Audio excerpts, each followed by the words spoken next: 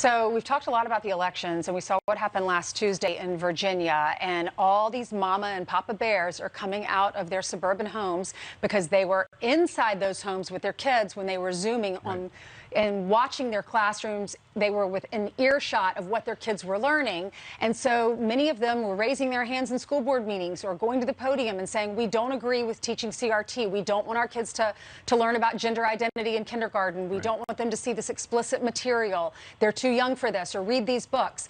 And some of these politicians that listened to those parents, they won across the country. Well, there's a couple of women by the name of Tiffany Justice and Tina Descovich.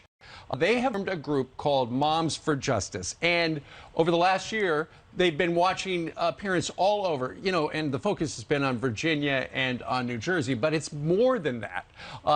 They just wrote an op-ed for the Washington Post, and they said, in Bucks County, Pennsylvania, 31 school board seats went to people and parents advocating for parental rights in education. In Bedford County, Virginia, the school board chair lost to a write-in candidate who was championing parental rights. And so what they're looking at is, different people have different issues with the school board, whether it's masking or it's CRT or it's explicit books.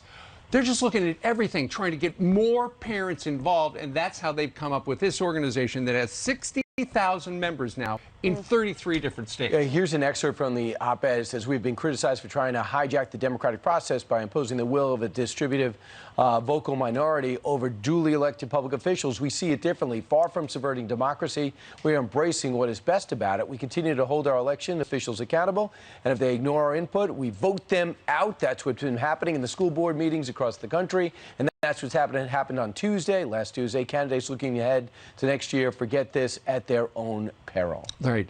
In the op-ed, it's interesting. They say there are three groups that define education in America today. They say the teachers' unions, the school boards, often handpicked by the unions and big business, and none of them put students first. They say there's nothing more frustrating than seeing your kid denied the education they deserve and feeling powerless to change it. So these Moms for Liberty are saying, if you want to impact your kids' lives, get up off the couch, go to the school board meeting, speak up, or even better, run for school board. Well, this is what these Democrats are doing. They're saying, we know better than you. We're going to increase your gas prices to force you to get an electric car. We're going to open the borders to force all these illegals to come in. And then we can open up the conversation about immigration and allow them to have amnesty or allow them to become citizens. But when you as a union or you as a school board start coming into our children's minds and telling us you know better than what we know to teach our children, parents will stand up. That's when they draw the line. That's when they say, we have had enough, and we are going to form groups like this,